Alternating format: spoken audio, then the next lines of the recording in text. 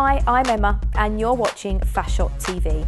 Today I'm about to meet one of fashion's future stars. She's worked for the edgy British label Preen before launching her own label. Let's meet the designer Malene Oddershede Bach.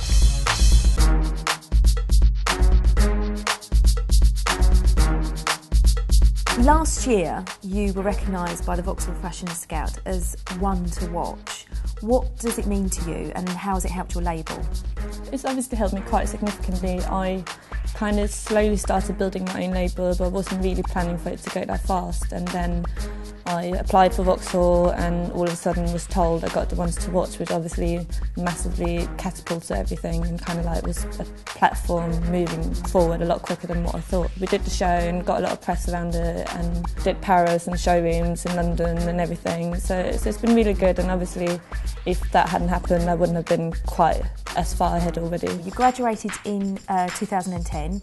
Then you went on to be an assistant designer at Preen. Mm-hmm. What was that experience like and what did you learn from it?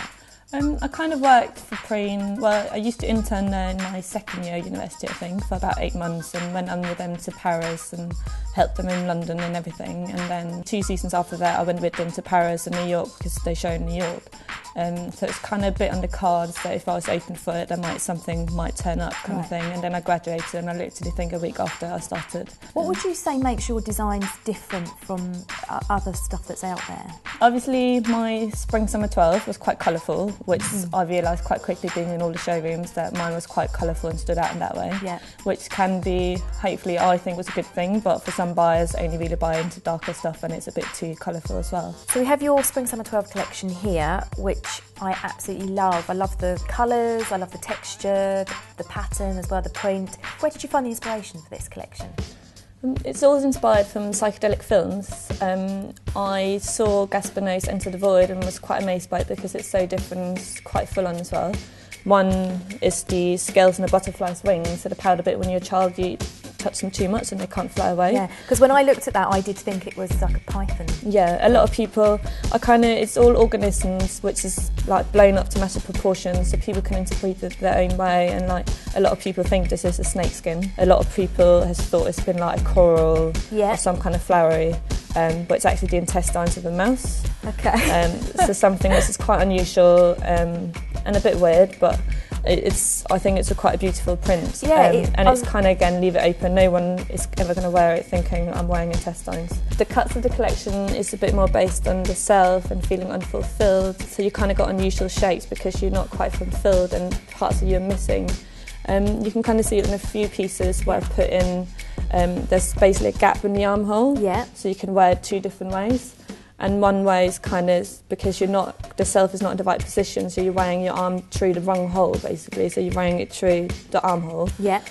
But it is the option when the self is back in the right place again, you can put your arm through the sleeve. I wanted to do something like this and I wanted to introduce the bra cup even though it's something I've never done before. Yeah.